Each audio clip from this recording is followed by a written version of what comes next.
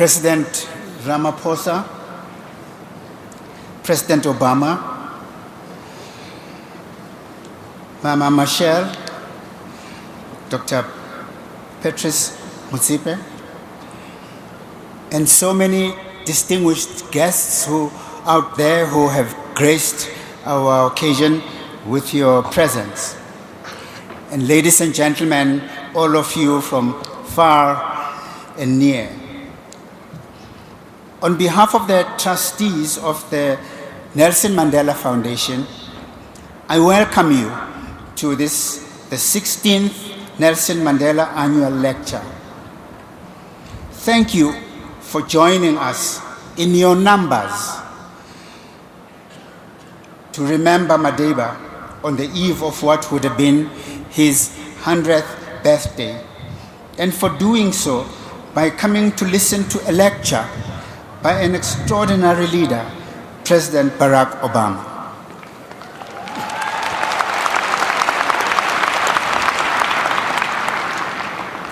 This is the biggest Nelson Mandela lecture we have ever hosted, something eminently appropriate, I think, for the centenary.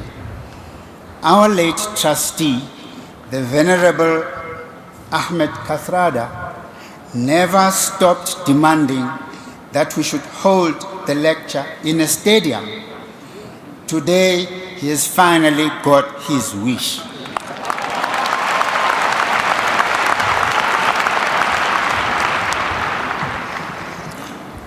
"28 years ago, with one hand clasped around the hand of Mama Winnie Madikizela Mandela, the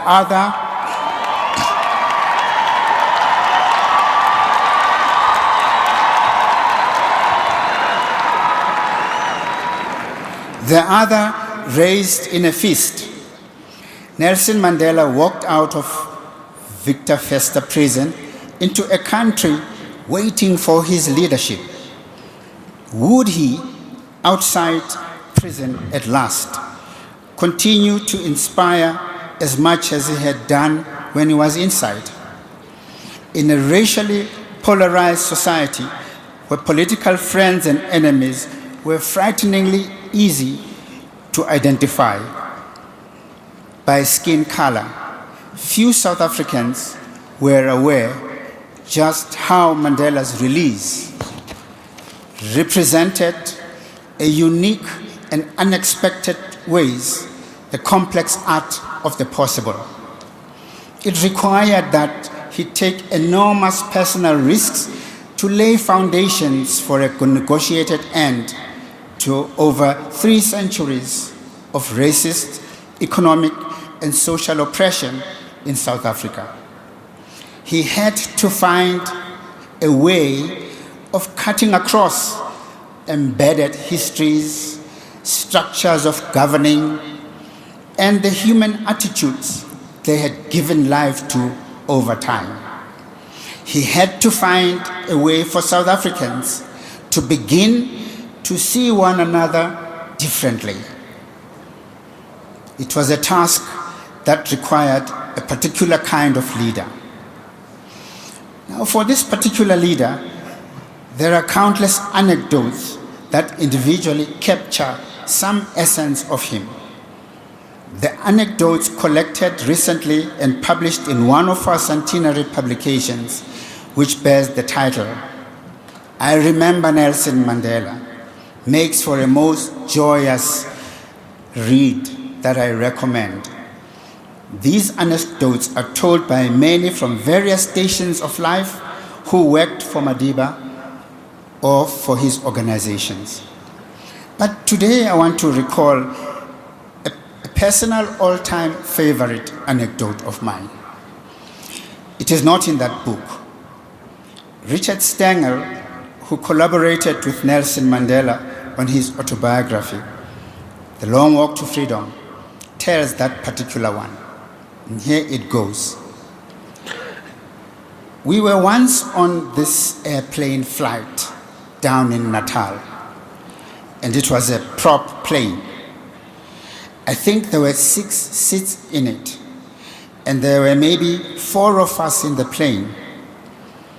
As soon as he gets in an airplane, he, Madiba, picks up a newspaper. He adores newspapers. For many years, he didn't have them and revels in the touch of them. And he reads every stupid story. And so we were sitting in this plane. The plane was up and he was reading his newspaper. And we were about, I don't know, halfway there.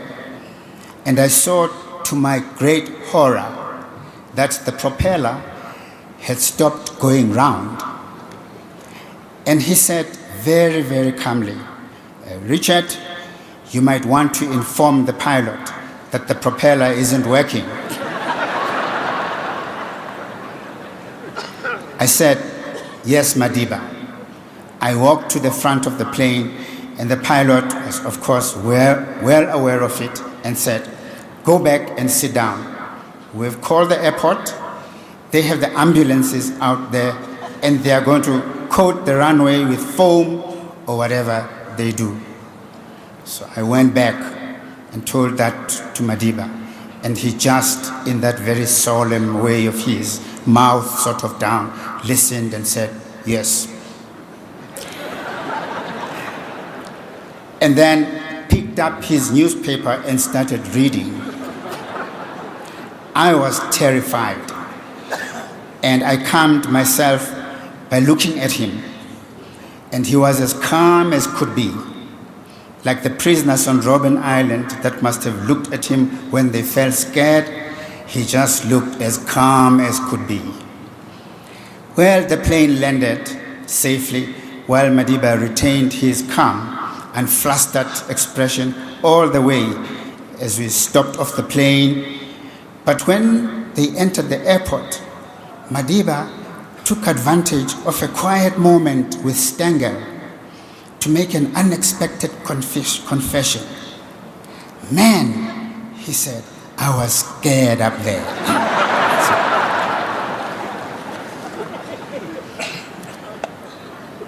So Madiba was able to put up the armor of self-composure to mask the turmoil and fear and uncertainty that was churning inside of him. The best part is by far in his honesty, to give words to his fears at the appropriate moment. There's a certain grandeur to it. This story displays something else about Madiba. It shows up Madiba, the politician, surprisingly, Madiba, the actor. He could enter the universe of all those he met, each and every one of them, at home and everywhere in the world, and be remembered universally for the genuineness of that particular moment. The actor in him was able to remove from the politician any semblance of guile, at the same time that the politician gave to the actor the semblance of power to effect change. In him, we could see an intriguing coexistence of power and beauty.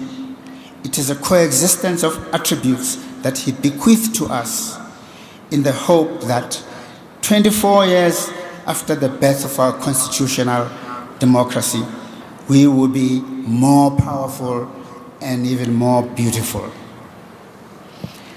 Through Madiba the actor, displayed in this anecdote, I want to pay tribute, therefore, to all actors, artists, writers, dancers, musicians, who in their different art forms are able to feel intensely the characters they become, the thoughts they think, the feelings and emotions they feel deeply. They make real the experience of being truly alive. And being truly alive is what all South Africans today have to become once more, through an act of will and the courage to be clear-minded and steadfast in moments that require them to be courageous.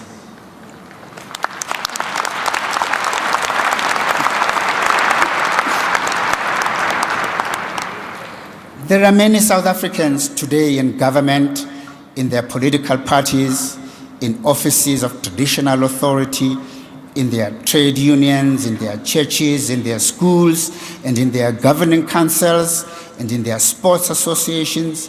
They all play important leadership roles, but some will, by willful intent, have caused the propeller of the airplane of state to stop going round in midair, and who will go on to read a newspaper, see themselves in it, and pretend to be completely innocent.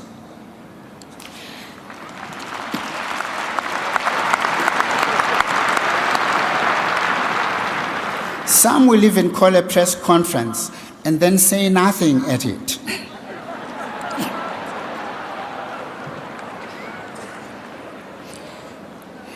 These are the characters that actors get to play as the bad guy. We saw in our Madiba anecdote the ability in a leader to suppress inner fears in order to be brave for other people. That way, people sharing a genuinely dangerous and precarious moment with a leader draw courage from a leader in the appearance of courage displayed by him. He then owns up to that moment later by revealing the fear he experienced after the fact.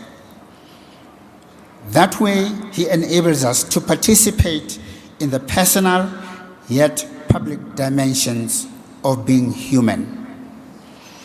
I call on all those among our leaders who wear the faces of innocence to stop being the bad guy, step out of the airplane of those whose propeller they had willfully stopped, and after a safe landing, emerge from that plane and say, "Man, I have been corrupt."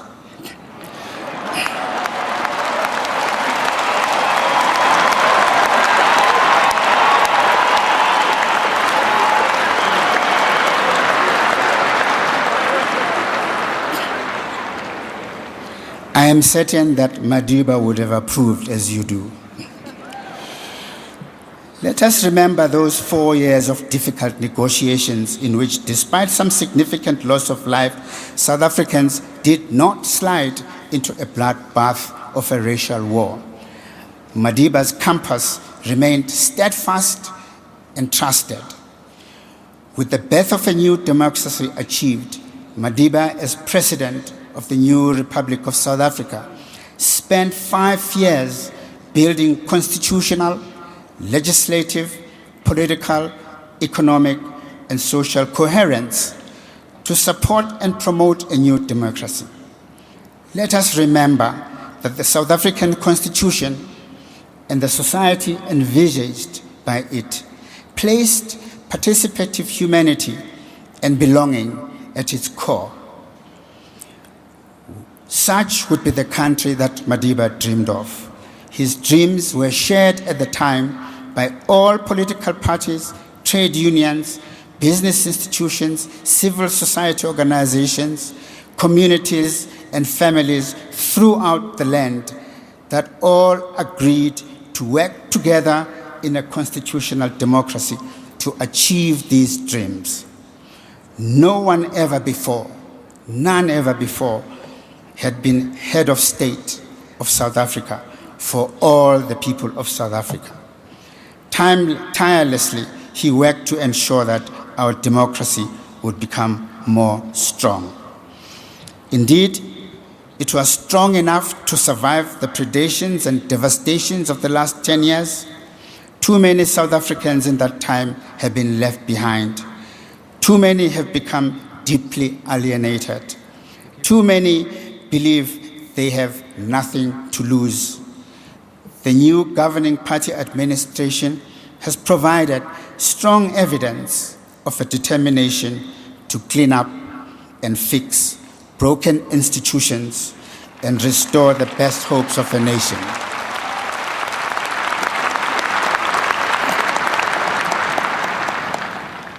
But the demand from those left behind is for a fundamental transformation of our society. We give strength to our new president to rise to the occasion,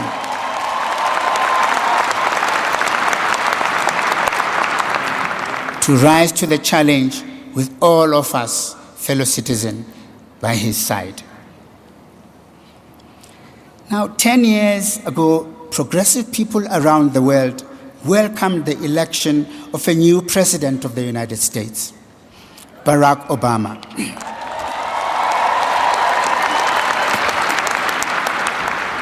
A leader who sought to bring hope and renewed optimism to a democracy more than 200 years old.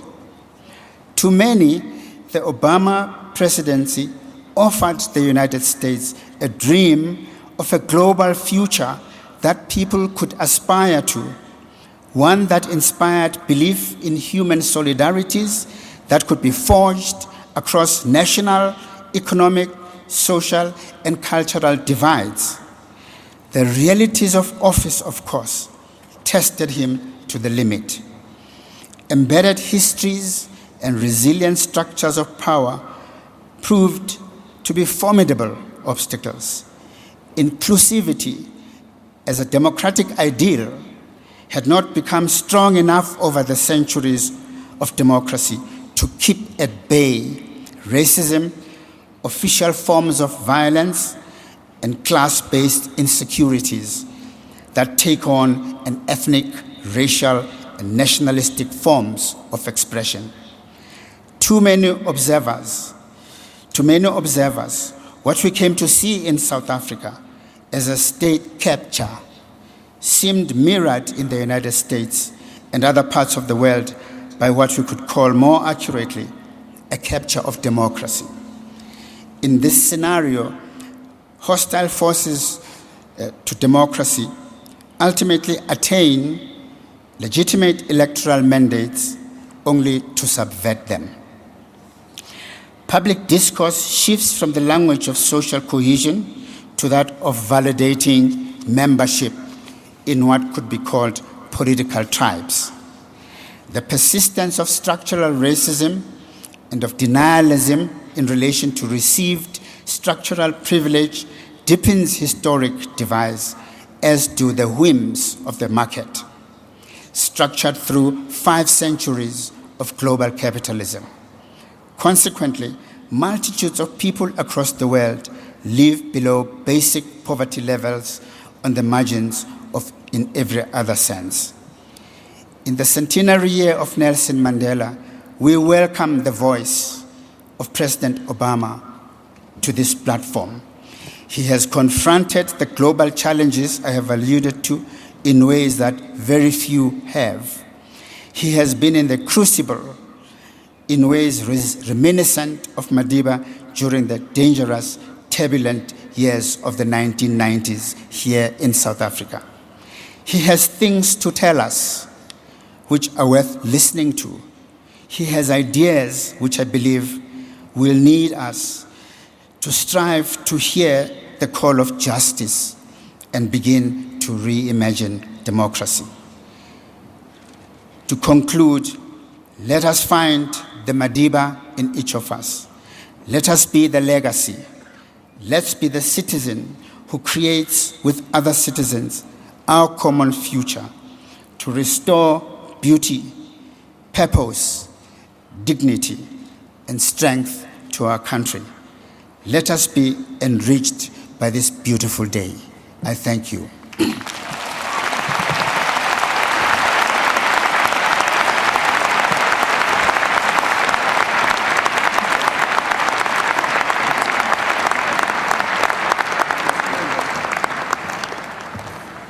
Let us be the legacy. Thank you so much, Prof Ndebele, for that enlightening and entertaining speech. Not only do you stand here as a giant in history, but as someone who has truly kept his pulse on what is a vibrant country that is finding its path to the future. We really appreciate that. Thank you so much, Prof Ndebele.